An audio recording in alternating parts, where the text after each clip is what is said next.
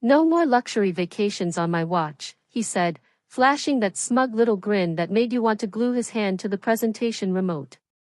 We're not in the business of sending people to Europe for high fives and croissants. It hit hard.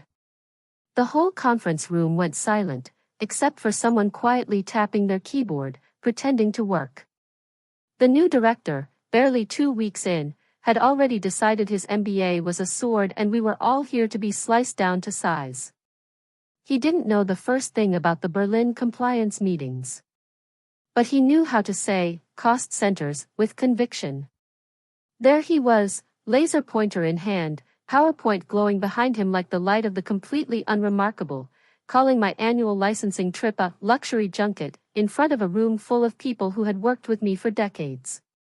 I'd spent the last 20 years building relationships with European regulators. Not beach vacations. This was real work, 3 a.m. emergency calls, awkward dinners with humorless officials, and red tape so thick you'd need bolt cutters. And he dismissed all of it like I was some expense line he could cut for applause. I said one word in response, okay. Not because I agreed. Because I already knew what was going to happen. I didn't need to explain or defend. Certainly not to someone who just learned what cross-border filing meant last Tuesday. So I canceled the flight. I forwarded the licensing files to Taylor, his 24-year-old assistant who once confused VAT with a food delivery app.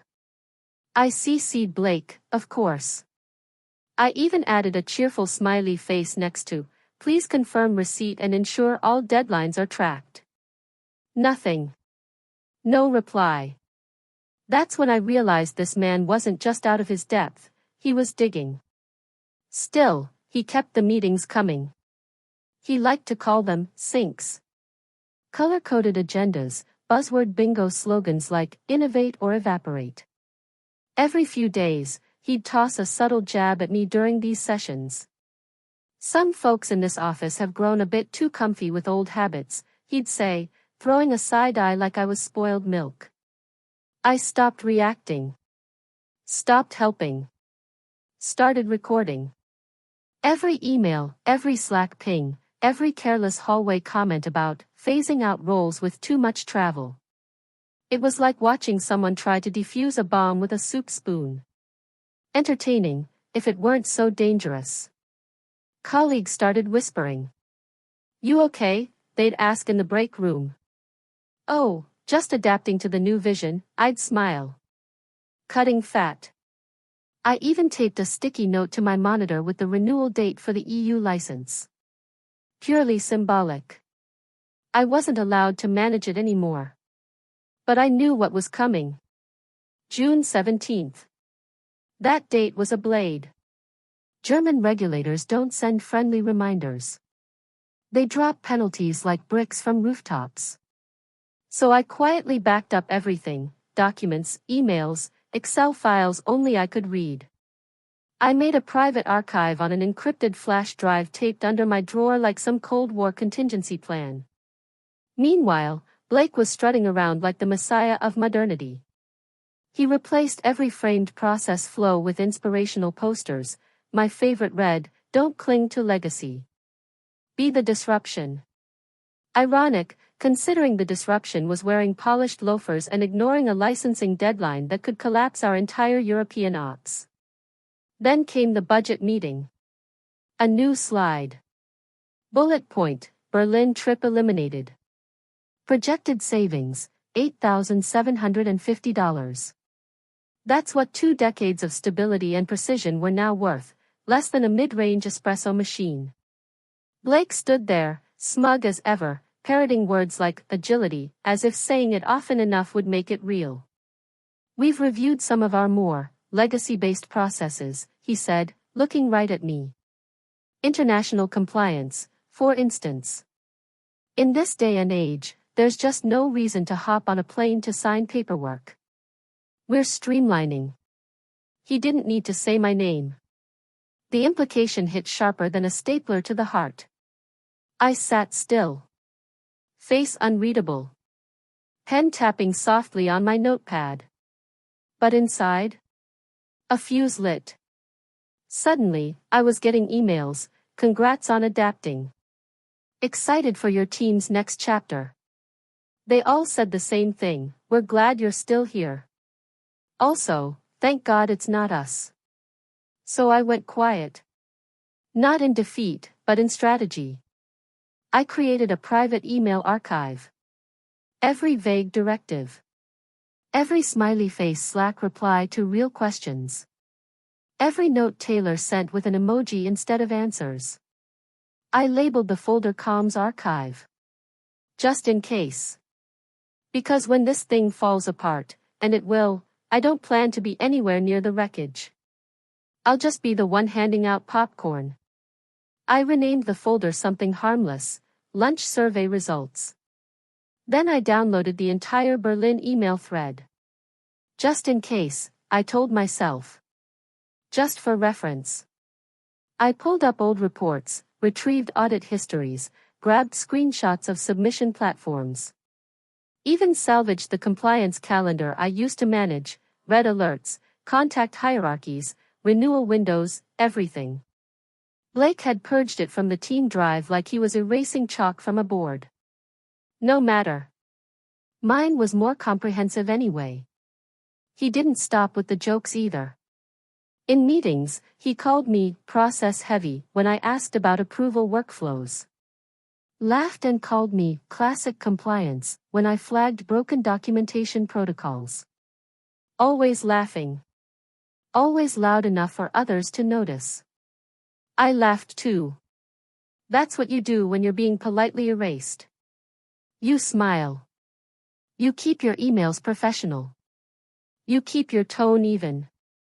Your files immaculate.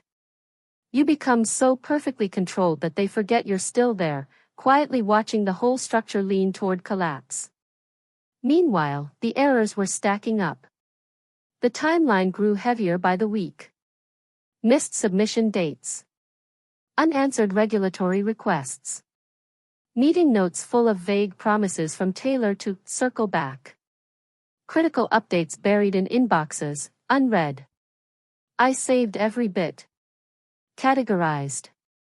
Dated. Archived. I didn't tell a soul what I was building. Because people like me don't need permission to anticipate failure.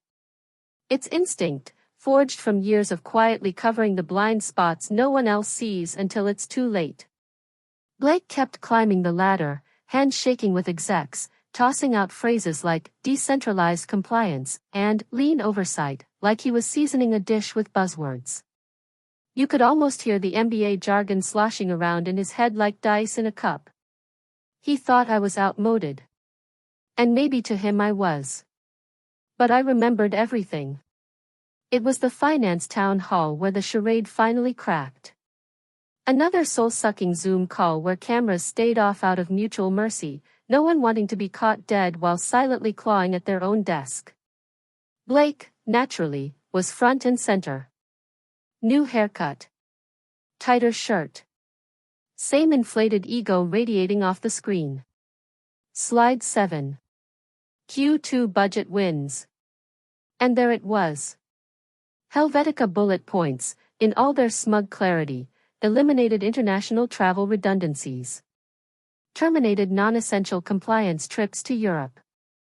Projected savings, $42,000 annually. Just under it, a little airplane icon with a cartoon red X over it, as if I'd spent 2 decades backpacking through Oktoberfest on the company card. He even laughed. And let's not forget the infamous Berlin trip, now officially grounded. Who knew digital signatures were cheaper than schnitzel? Scattered laughter from the finance team. The polite kind. The type that says, please don't touch my department next. I sat in my cubicle, light buzzing overhead, someone in the background microwaving leftover salmon. It all felt like some cruel office parody. And somehow, I was the only one left who remembered the script used to be written in logic. They were calling him efficient. Cost smart. A budget genius. I had other names for him, most of which couldn't survive an HR audit. But I smiled, sipped my stale coffee, and moved the countdown widget on my phone one day closer. Berlin renewal, 13 days left. Germany doesn't do reminders. They assume you're competent. Miss the date, get fined. Say you didn't know? They fine harder. There's something almost poetic about it, like watching a grand piano fall in slow motion onto a luxury car. I stared at that timer the way someone watches the tide go out before a tsunami. Not afraid, not even anxious, just patient. Still, I hesitated. I opened a new Word doc. Drafted a resignation letter. Simple. Refined. Subtle jabs tucked in between white space and dignity. I even used my favorite serif font, the kind that feels like a signed love letter to self-respect. But I didn't send it. Not yet. I wanted to witness the first crack. The exact moment the facade Blake built, that house of half-baked ideas and PowerPoint make-believe, started to split open. So I waited. Elsewhere, the company was planning a corporate retreat with inflatable obstacle courses and competitive tasting events. Meanwhile, compliance wasn't mentioned. Not in meetings. Not in passing. Not in Slack. But the deadline was still breathing in my pocket. 11 days. 10. 9. I reread old messages like scripture. Blake's delegation memo assigning licensing to Taylor. His internal newsletter about streamlining. The finance slide where he gloriously bragged about axing the Berlin trip. I saved it all. Then I copied it. Backed it up to a new USB labeled, in case it implodes. Because it would. And when it did, I wouldn't yell. I wouldn't accuse. I'd just sit there, still, calm, unmoved, the only person who saw it coming. The subject line was polite. Almost endearing in its dry, efficient bluntness. License renewal status, immediate action required, due June 17th. Timestamped 3:42 a.m. Because German regulators don't care if it's after midnight your time. If you're operating on their turf, they expect you awake, compliant, and ahead of schedule. The email had everything. Updated documentation requirements. Renewal links. Fee warnings. And the quiet but lethal line at the bottom. Failure to comply by June 17th will result in immediate deactivation and penalties per Section 4.2. No bluff. No cushion. That clause had teeth. And who was the lucky recipient? Taylor. I was CC'd, likely by accident, my name clinging to some forgotten contact list from the days when things still functioned. I read the email twice. Drank my coffee. Then opened Slack. Taylor's status? Palm tree 000 until Monday, urgent replies only. Of course. Costa Rica. Something about a yoga retreat with a no screens policy. The same person now solely responsible for keeping our European operations alive was drinking smoothies in a rainforest. I hovered my mouse over the email. I could have forwarded it. I could have called Blake. Could have printed it and dropped it on his desk with a red ribbon. But I didn't. He revoked my permissions. Cut off my portal access. Stripped my contact rights. He'd made it clear, I wasn't authorized. I was just the carbon copy. The footnote. The legacy. So I sat there, breathed in slowly, and created a new folder on my desktop. Berlin, Final Archive. For the next 6 hours, I built a complete digital case. All the renewals.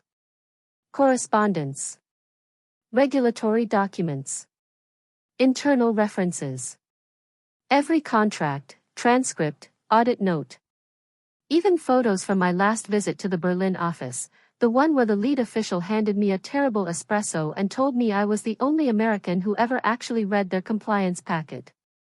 When it was done, I made 2 copies on separate encrypted USB drives. One labeled company archive. The other, personal insurance. I locked them away in separate drawers. Then I went to lunch. No hunger. Just ritual. By 4 p.m., the email remained unread. I checked one more time before leaving the office. Taylor had just posted a beach photo on Instagram, holding a smoothie that probably cost more than the renewal fee. Captioned: "When work-life balance hits right. Hibiscus #pineapple blessings." I didn't comment. Didn't like it.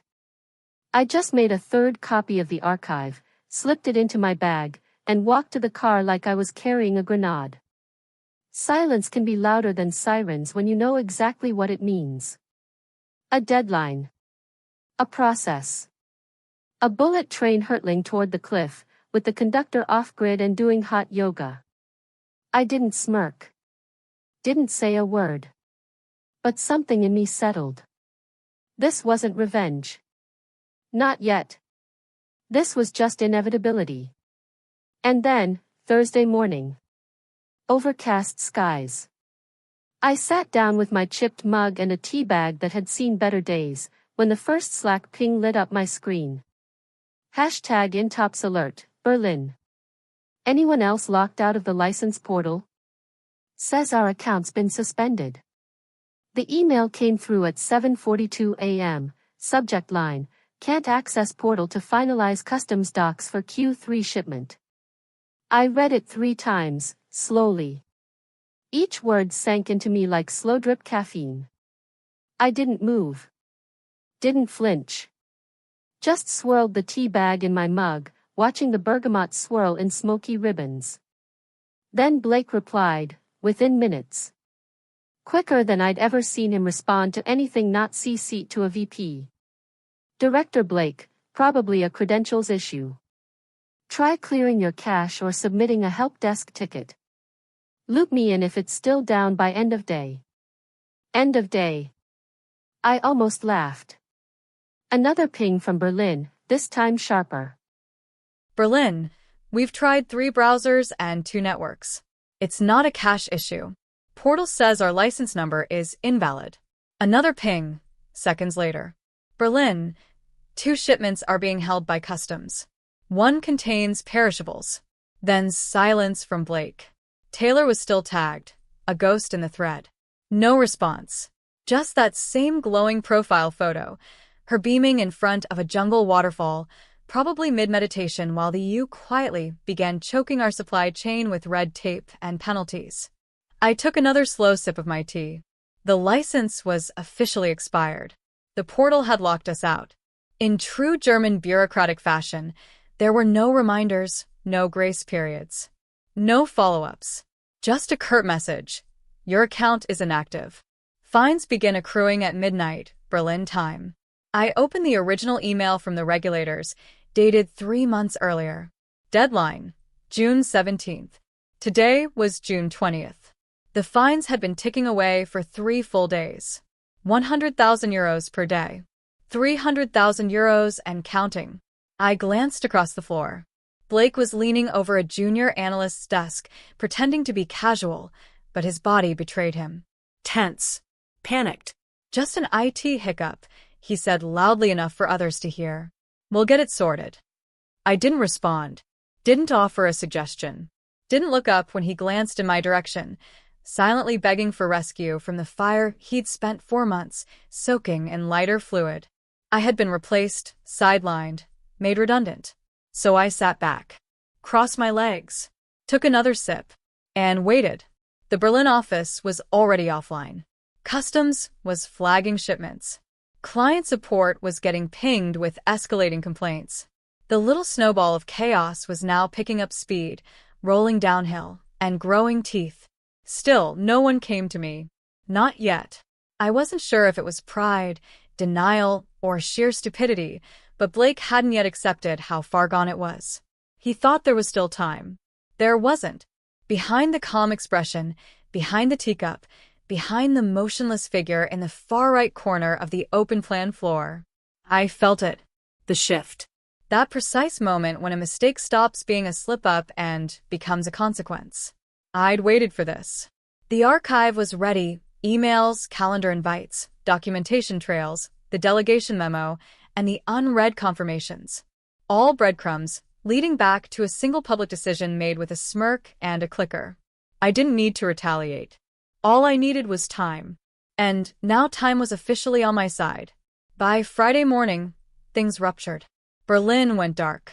Then Hamburg. Then Warsaw, our satellite office, dropped a message in the shared channel. Warsaw. Client access suspended. Internal systems locked. Are we under cyber attack? It wasn't malware. It was regulatory rigor mortis.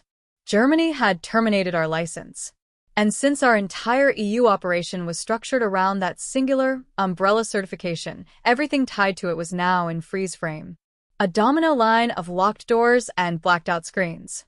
Like someone pulled the blackout blinds and told 1942 to hold its beer.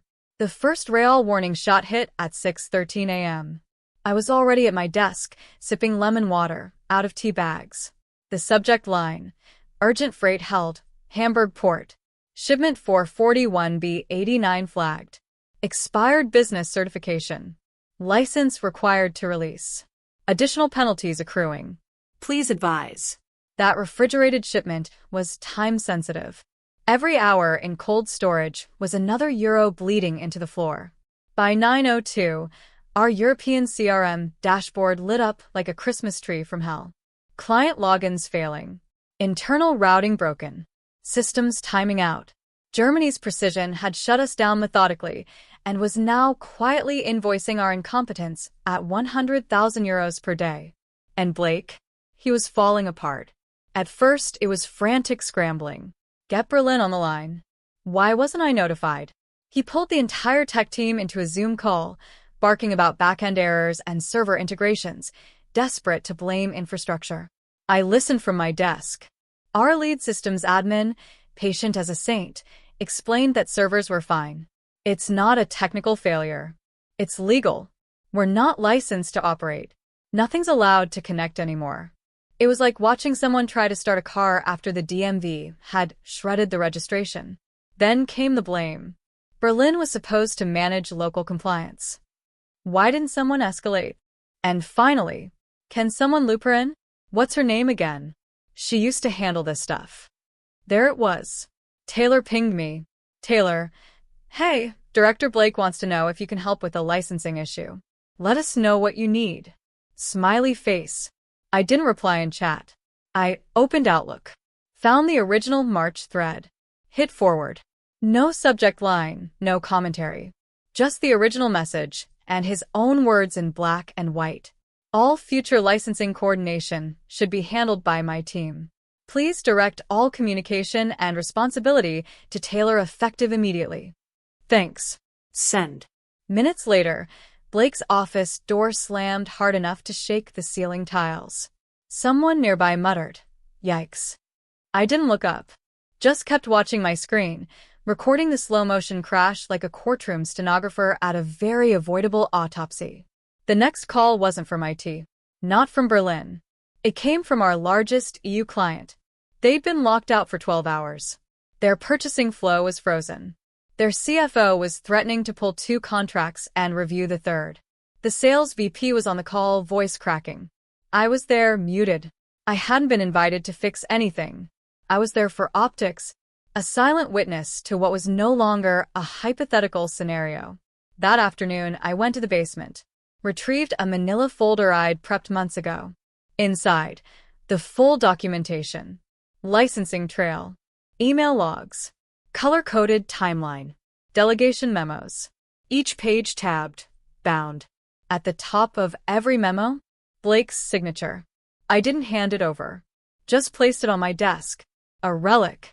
A reminder. Because this wasn't about revenge anymore. No yelling. No theatrics. This was about process. System failure. An engine now turning on itself. And that system had teeth. And it was hungry. The boardroom was already buzzing when I walked in. Low, tense murmurs. Short, clipped phrases. the CFO rubbing his temples like he could massage away the hemorrhage. Then, thwop, a courier envelope landed at the center of the table. Creased. Manhandled. Heavy. The CEO stood at the head, holding the grenade. This, he said, voice taut, was delivered to my home this morning. No one said a word. He didn't need acknowledgement. It's a formal notice from the Bundesamt für Wirtschaft. Our European business license expired 3 weeks ago. A pause. His eyes scanned the room like searchlights on a prison yard. The fine, he continued, slower now, like the number physically hurt to say, is 100,000 euros per day. Retroactive. Non-negotiable. He slid the printout forward, spreadsheet, totals, line items. As of this morning, we owe 2.1 million euros. And counting. Customs penalties. Platform outages. Breach of contract warnings in 3 countries. Munich partners threatening legal action.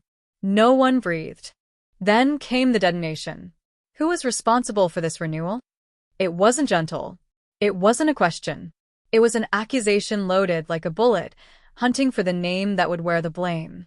Blake, 2 seats to my left, tugged at his collar like it had turned into a noose. I mean, the process was restructured, he stammered, eyes flicking across the table, desperate for a sympathetic face. We transitioned it. We were eliminating redundancies in the compliance chain and... To whom? The CEO snapped, cutting him off with the speed of a guillotine. To Taylor's team, Blake said, shrinking visibly in his seat. The responsibility was shifted in Q1. It's all documented, I didn't say a word. Just turned my laptop around and slid it into view, calm and deliberate, like pushing a final chess piece across the board. On the screen. March 3rd, Blake's email removing senior compliance oversight.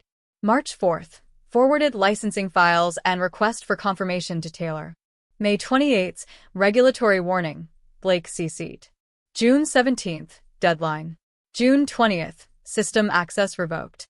June 21st, shipments frozen. June 23rd, EU-wide CRM disruptions. June 24th, penalty notice hand-delivered to the CEO's front door. Each entry documented. Each event with timestamps. Emails. Memos. Signatures. A complete autopsy of the mistake. Clinical, inarguable. I didn't need to say, I warned you. The silence spoke louder than any accusation. It landed like a dropped gavel. Final. Heavy. Undeniable. The CEO's expression didn't explode. It eroded. Slowly, like he was realizing the disaster hadn't struck by chance, but by willful negligence. No one wanted to stop. He turned back to Blake. You signed this, he said, tapping the screen. Yes, but... You signed this. The CEO's voice was low now. Sharpened. You stripped authority from compliance. You dismissed the calendar. You canceled a regulatory trip that upheld our EU cash flow. I assumed. You assumed, the CEO growled, cutting in. And now we're hemorrhaging 100,000 euros a day over an assumption. Blake opened his mouth, but nothing came. Across the table, Legal leaned in and whispered to the CEO. He nodded. Leave your badge with reception, he said. Effective immediately. The board meets again tomorrow to discuss emergency remediation and crisis planning. Blake didn't rise right away. Just stared at the screen like he could rewind the past if he stared hard enough. When he finally stood, it was slow, mechanical. The shuffle of someone who just witnessed their career declared dead, documented in an Excel sheet with his name all over it. I closed my laptop without a word. No smile. No vindication. Because this wasn't vengeance anymore. It was inevitability. Blake's office was already in stages of collapse when I walked past, door ajar, boxes stacked, personal items half-packed. I saw the hideous ceramic mug he always paraded around, innovate or evaporate, now wrapped in bubble wrap and poetic justice. No one offered condolences. No sympathy, Slack messages. Just interns clearing his path like he was radioactive. HR called it administrative leave pending review. The rest of us called it what it was, the fall. That afternoon, The CEO's assistant approached my desk, gentle, like she was delivering a eulogy. "He'd like a word with you privately." The walk to the corner office felt unreal, like I was watching myself from outside my own body. Each step forward was a chapter closing, each breath heavier than the last. He didn't posture, didn't rage. He just looked tired. The kind of exhaustion that sinks into your bones when you're calculating lost trust, lost time, and lost millions. "We can't undo this," he said, "but we can recover. With your help." He slid a folder across the desk. Retroactive offer. Salary adjustment. Reinstated authority. Promotion. A blank signature line. All the things I would have begged for 6 months ago. But I already knew. I opened my purse, pulled out a neatly folded envelope, and placed it gently on the stack. My resignation. Signed. Dated. Notarized. His jaw set. Not in anger. In regret. "I'm sorry it came to this," he said softly. I stood. "No," I replied. "I'm sorry it cost you." He didn't argue.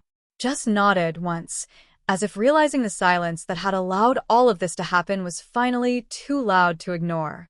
At the door, I paused. Took one last breath. One last look at the office-turned museum of ignored expertise. I leaned in, voice low and surgical. "Enjoy the vacation from revenue." Then I walked out. No farewell speech. No emails. No hugs. Just the sound of my heels echoing across polished tile, swallowed by a building that had no idea how much it had just lost. Back at my desk, I took only what mattered. 2 folders, 1 mug, and a USB stick labeled personal insurance. Facilities gave me a quiet nod, like I'd just finished chemo and won. Outside, the summer heat pressed against me like the world was finally moving slower. At the airport, I didn't book economy. I didn't check my email. I walked straight into first class. Berlin. Not for compliance. Not for work. For me. At 30,000 feet, sipping champagne, I watched the clouds blur beneath me like all their past excuses burning off into nothing. Back on the ground, someone in a conference room was probably realizing the fine had passed 2.5 million euros. Someone was finally reading the entire audit chain. Someone was panicking over every breadcrumb I left in that forest they tried to burn down behind me. But I wasn't there. I was strolling cobblestone streets, espresso in hand, smiling at a waitress who still remembered me from last spring. And maybe, just maybe, thinking how poetic it was that the only thing they ever wanted to cut was the only thing holding the entire empire together.